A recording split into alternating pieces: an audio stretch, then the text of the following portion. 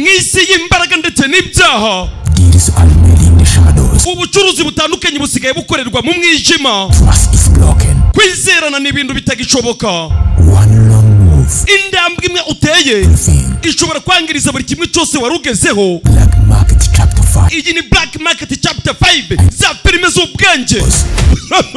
Turn into enemies. Inshuti zizahinduka abanzi. Secret will be exposed. Amabanga yose yahishwe azaje ahagaragara.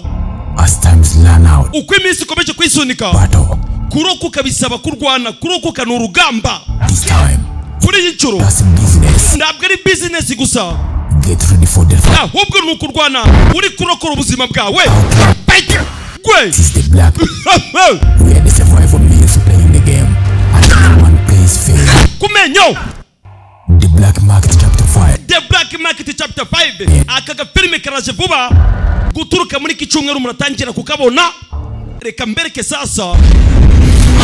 Aho tugiye kuja tukanyuza kugira ngo hahire rimwe. Izi ni za filime z'ubwenge. Ja kuri YouTube channel wandike ngo FEY Films ubundi twitwikire.